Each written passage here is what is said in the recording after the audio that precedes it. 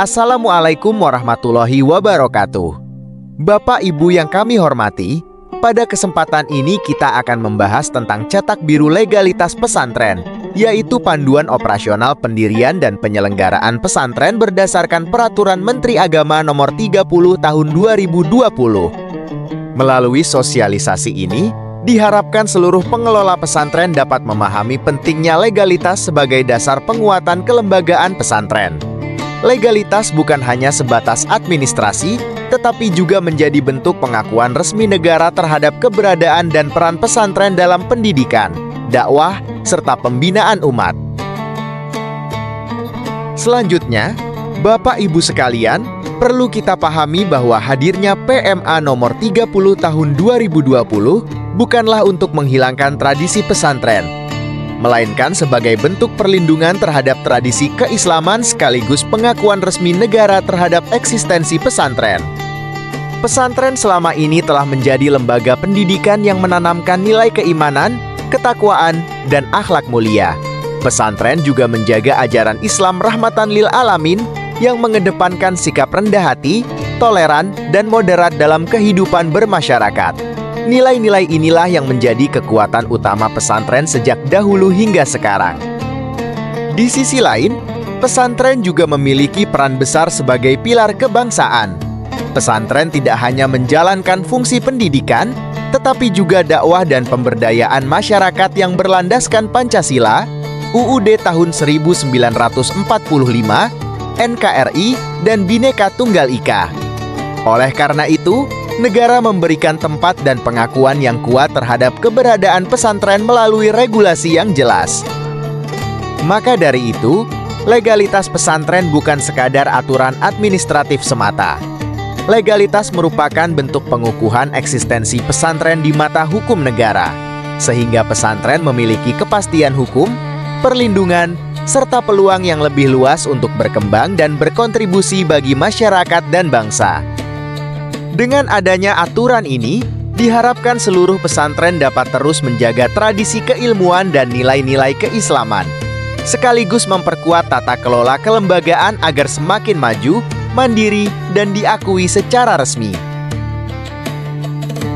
Bapak Ibu yang kami hormati, pada bagian ini dijelaskan bahwa pesantren memiliki keberagaman visi dan misi yang diakomodasi melalui 3 jalur pendidikan pesantren.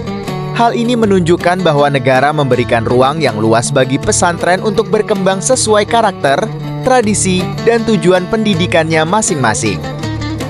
Jalur pertama adalah pengkajian kitab kuning. Jalur ini berfokus pada kajian teks-teks keislaman berbahasa Arab atau rujukan tradisi keilmuan Islam. Metode pembelajarannya dilakukan secara sistematis dan komprehensif melalui metode khas pesantren seperti sorogan, bandongan, maupun bahsul masail. Jalur ini menjadi ciri kuat pesantren salafiyah yang menjaga tradisi keilmuan ulama dari generasi ke generasi. Jalur kedua adalah dirasah Islamiyah dengan pola mu'alimin. Pada jalur ini, pendidikan agama Islam disusun secara lebih terstruktur, sistematis, dan terorganisasi. Meskipun demikian, pesantren tetap mempertahankan tradisi dan cita-cita khas kepesantrenan. Model ini banyak diterapkan pada pesantren yang menggabungkan sistem klasikal dengan pendalaman ilmu agama secara intensif. Kemudian jalur ketiga adalah pendidikan terintegrasi. Jalur ini memadukan pendidikan pesantren dengan pendidikan umum secara langsung.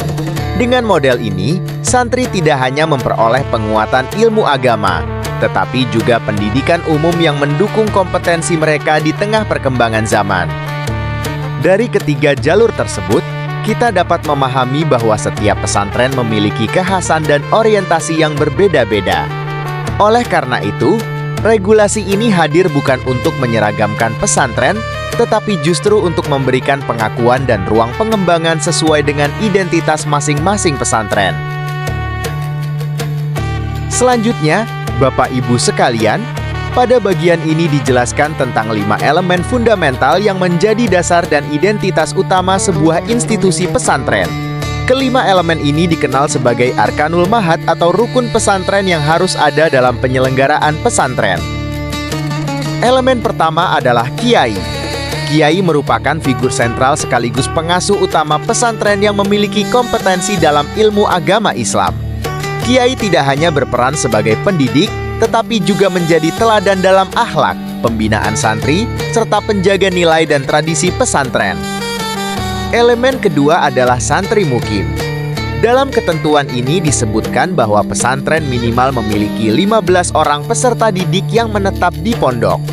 Keberadaan santri mukim menjadi ciri khas pesantren karena proses pendidikan tidak hanya berlangsung di ruang belajar, tetapi juga dalam kehidupan sehari-hari yang penuh dengan pembinaan karakter dan kedisiplinan. Elemen ketiga adalah asrama atau pondok. Asrama menjadi tempat tinggal santri mukim yang harus memperhatikan aspek daya tampung, kesehatan, keamanan, dan kenyamanan. Lingkungan asrama inilah yang membentuk kehidupan santri menjadi lebih mandiri, disiplin, dan terbiasa hidup berjamaah. Elemen keempat adalah masjid atau musala. Masjid bukan hanya tempat ibadah, tetapi juga menjadi pusat pembelajaran santri dan kegiatan keagamaan masyarakat sekitar. Dari masjid inilah lahir tradisi keilmuan, dakwah, dan pembinaan spiritual di lingkungan pesantren. Kemudian elemen kelima adalah kajian atau kurikulum. Pesantren harus memiliki sistem pengkajian yang jelas, baik melalui pengkajian kitab kuning maupun dirasah Islamiyah dengan pola pendidikan mu'alimin. Kurikulum ini menjadi pedoman dalam proses pembelajaran dan pengembangan keilmuan santri. Melalui 5 elemen fundamental ini, kita dapat memahami bahwa pesantren bukan sekadar lembaga pendidikan biasa, tetapi sebuah sistem pendidikan Islam yang memiliki ciri khas, tradisi, dan pola pembinaan yang menyeluruh. Oleh karena itu, pemenuhan unsur-unsur tersebut menjadi bagian penting dalam legalitas dan penguatan kelembagaan pesantren sesuai ketentuan PMA nomor 30 tahun 2020. Bapak Ibu yang kami hormati, pada bagian ini dijelaskan bahwa negara memberikan pengakuan terhadap 2 jalur kompetensi seorang kiai, yaitu melalui jalur kultural atau tradisi pesantren, serta melalui jalur formal atau akademik.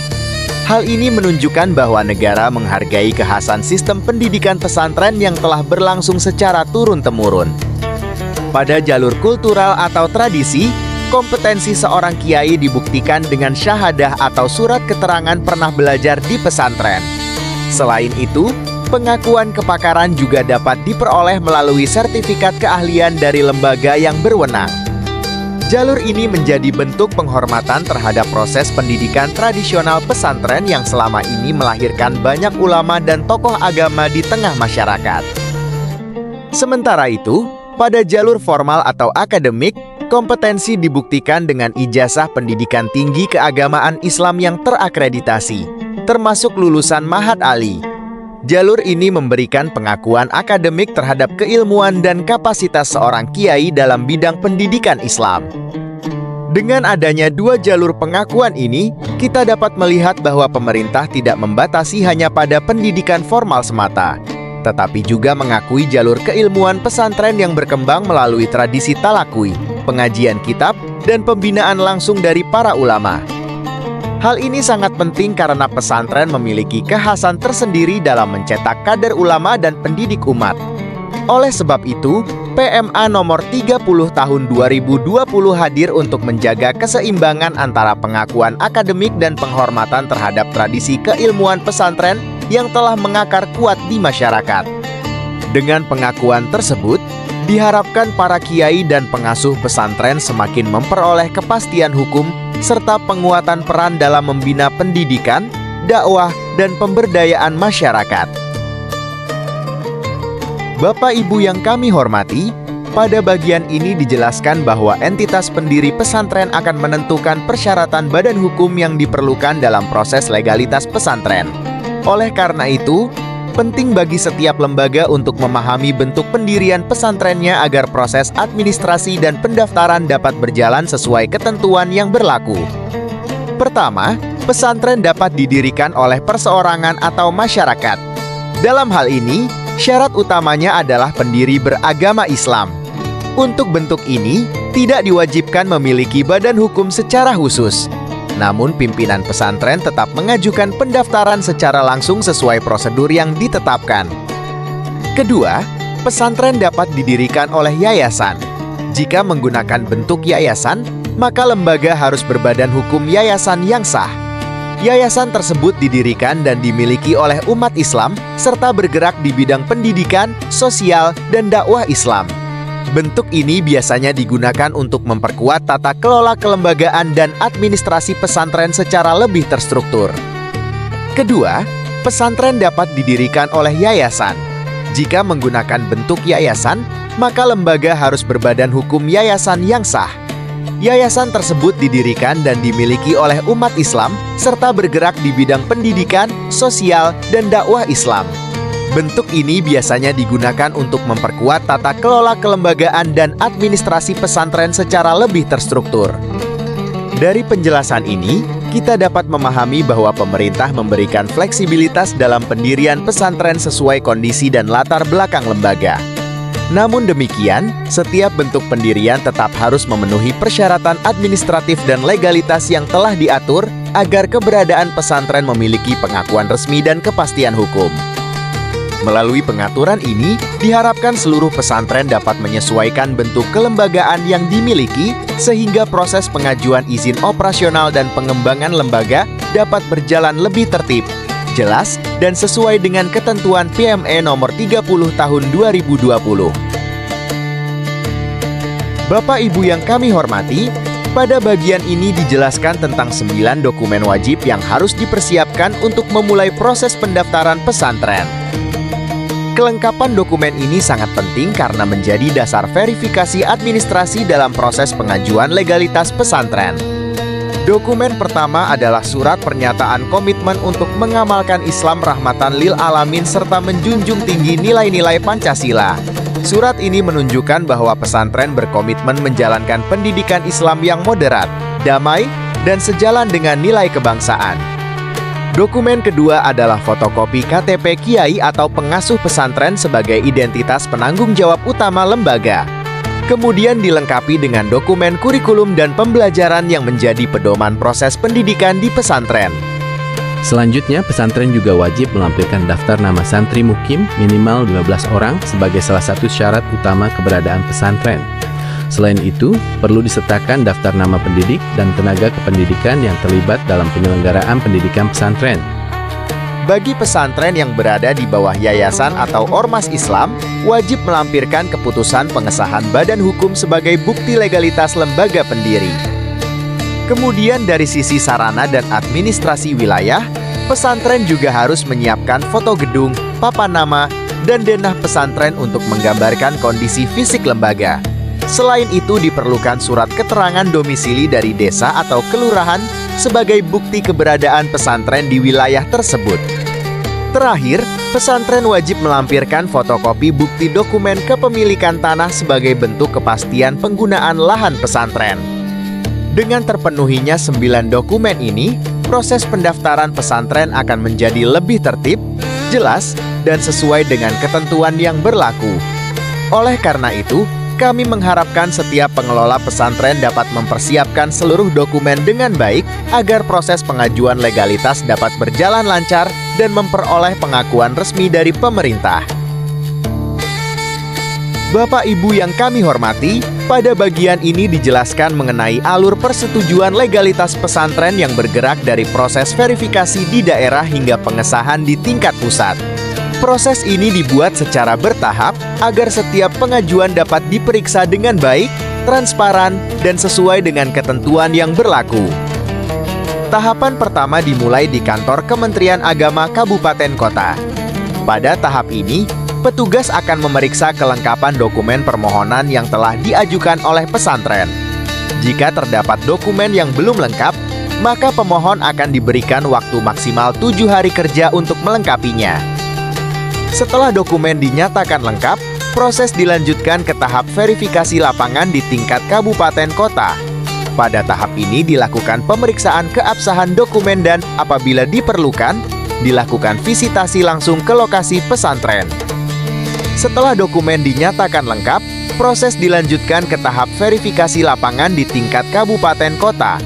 Pada tahap ini dilakukan pemeriksaan keabsahan dokumen dan apabila diperlukan, dilakukan visitasi langsung ke lokasi pesantren.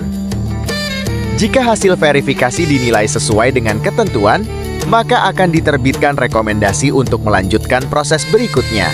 Tahapan ini juga memiliki batas waktu maksimal 7 hari kerja.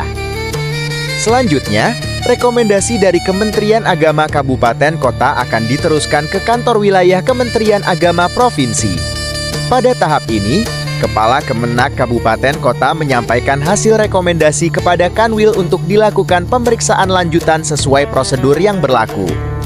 Tahap terakhir berada di tingkat pusat, yaitu Direktorat Jenderal. Kanwil Kementerian Agama Provinsi akan meneruskan rekomendasi kepada Menteri melalui Direktorat Jenderal untuk proses pengesahan akhir. Pada tahapan ini, proses administrasi dilakukan maksimal dalam waktu 3 hari kerja. Dari alur ini, kita dapat memahami bahwa proses legalitas pesantren dilakukan secara berjenjang dan terukur. Hal ini bertujuan agar setiap pesantren yang terdaftar benar-benar memenuhi persyaratan administrasi, kelembagaan, serta unsur-unsur pesantren sebagaimana yang diatur dalam PME nomor 30 tahun 2020. Dengan adanya alur yang jelas ini, diharapkan proses pendaftaran pesantren menjadi lebih tertib, cepat, dan memberikan kepastian hukum bagi seluruh lembaga pesantren di Indonesia. Bapak Ibu yang kami hormati, pada bagian ini dijelaskan mengenai Piagam Statistik Pesantren atau yang disingkat PSP. Dokumen ini merupakan bukti sah bahwa sebuah pesantren telah resmi terdaftar dan diakui oleh pemerintah setelah melalui proses verifikasi sesuai ketentuan yang berlaku. PSP diberikan oleh Menteri Agama kepada pesantren yang telah dinyatakan memenuhi persyaratan administrasi dan kelembagaan. Dokumen ini ditandatangani oleh Direktur Jenderal sebagai bentuk pengesahan resmi dari pemerintah terhadap keberadaan pesantren. Di dalam dokumen PSP terdapat beberapa informasi penting, di antaranya nomor statistik pesantren, nama pesantren, alamat pesantren, serta nama pendiri pesantren. Nomor statistik ini menjadi identitas resmi pesantren yang digunakan dalam berbagai layanan administrasi, pendataan, pembinaan, dan program pemerintah.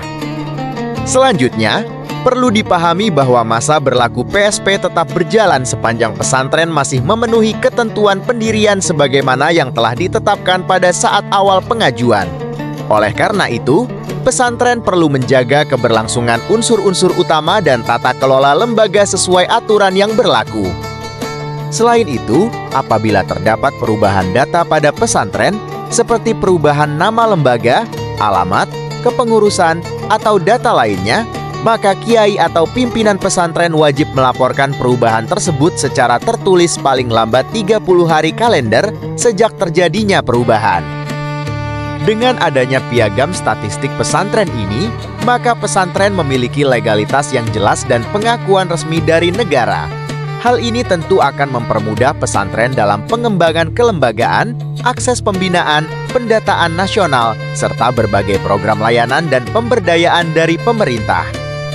Melalui penjelasan ini, diharapkan seluruh pengelola pesantren dapat memahami pentingnya menjaga validitas data dan legalitas lembaga agar pesantren terus berkembang secara tertib, profesional, dan berkelanjutan sesuai dengan PME nomor 30 tahun 2020.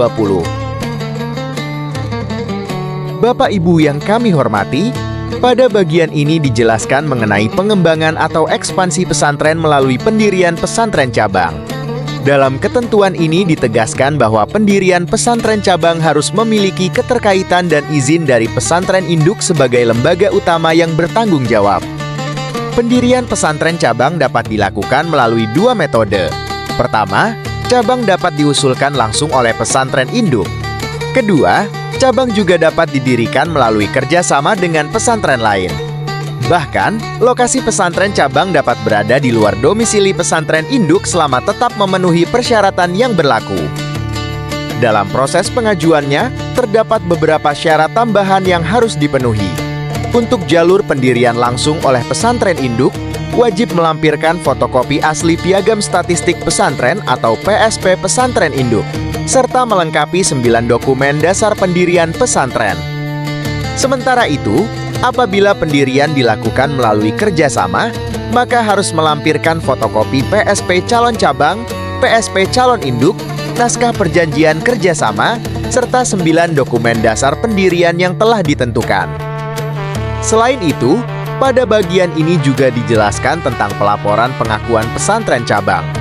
Bagi cabang pesantren yang telah berdiri sebelum peraturan ini diundangkan, tetap diakui sebagai cabang resmi. Namun wajib melaporkan data lengkapnya paling lambat 3 bulan sejak ketentuan diberlakukan.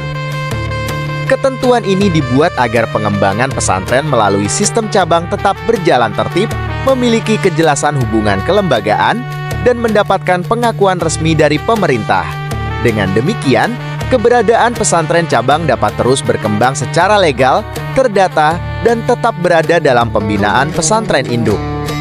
Melalui pengaturan ini, diharapkan seluruh pesantren yang ingin melakukan ekspansi kelembagaan dapat memahami prosedur yang benar sehingga proses pengembangan cabang berjalan sesuai aturan serta tetap menjaga kualitas pendidikan dan tata kelola pesantren. Perlu dipahami bahwa pesantren yang telah memiliki izin operasional sebelum diberlakukannya PMA nomor 30 tahun 2020 tetap diakui dan sah secara hukum oleh negara. Artinya, izin lama masih tetap berlaku dan tidak perlu merasa khawatir terhadap legalitas lembaga yang sudah berjalan sebelumnya. Namun demikian, setiap pesantren tetap memiliki kewajiban untuk melakukan pembaruan dan pendaftaran ulang data kepada Menteri Agama melalui Direktur Jenderal. Pembaruan ini bertujuan untuk memastikan data kelembagaan pesantren tetap valid, akurat, dan terintegrasi dengan sistem pendataan nasional. Adapun batas waktu pembaruan diberikan paling lambat 1 tahun sejak peraturan tersebut diundangkan, yaitu sejak tanggal 3 Desember tahun 2020. Karena itu, setiap pengelola pesantren diharapkan aktif melakukan penyesuaian administrasi dan melengkapi seluruh data yang diperlukan. Adapun batas waktu pembaruan diberikan paling lambat 1 tahun sejak peraturan tersebut diundangkan, yaitu sejak tanggal 3 Desember tahun 2020. Karena itu, setiap pengelola pesantren diharapkan aktif melakukan penyesuaian administrasi dan melengkapi seluruh data yang diperlukan. Melalui PMN nomor 30 tahun 2020, pemerintah hadir sebagai jembatan antara tradisi ulama yang telah lama hidup di pesantren dengan sistem tata kelola negara yang lebih tertib dan terintegrasi. Regulasi ini tidak bertujuan menghilangkan jati diri pesantren, melainkan justru melindungi kekhasan pesantren agar tetap terjaga sesuai tradisi keilmuan Islam yang telah diwariskan para ulama. Definisi mengenai kiai, santri mukim, hingga kitab kuning ditegaskan agar tidak disalahartikan ataupun diklaim oleh lembaga yang tidak sesuai dengan tradisi pesantren. Selain itu, PMA ini juga memberikan pengakuan terhadap kepakaran dan otoritas keilmuan para ulama pengasuh pesantren. Tidak hanya melalui jalur pendidikan formal, tetapi juga melalui pengakuan kultural seperti syahadah yang menjadi bagian dari tradisi keilmuan pesantren. Di sisi lain, regulasi ini memastikan tata kelola pesantren menjadi lebih baik melalui standar fasilitas dasar seperti asrama dan masjid, demi mendukung kelayakan, kebersihan, serta keamanan para santri dalam menjalani proses pendidikan. Lebih jauh lagi, dengan kepemilikan Piagam Statistik Pesantren atau PSP, pesantren dapat terintegrasi secara resmi dalam sistem negara sehingga memperoleh akses terhadap dukungan, perlindungan, pembinaan, serta berbagai program pemerintah secara lebih optimal. Dengan demikian, PMA nomor 30 tahun 2020 menjadi bentuk sinergi antara tradisi dan negara, menjaga nilai-nilai khas pesantren sekaligus memperkuat tata kelola dan keberlanjutan lembaga pendidikan pesantren di Indonesia. Demikian sosialisasi mengenai PMA nomor 30 tahun 2020 tentang pesantren. Semoga informasi ini dapat menambah pemahaman kita bersama bahwa pesantren tetap menjaga tradisi keilmuan Islam, sekaligus memperkuat tata kelola kelembagaan yang diakui negara. Terima kasih. Wassalamualaikum warahmatullahi wabarakatuh.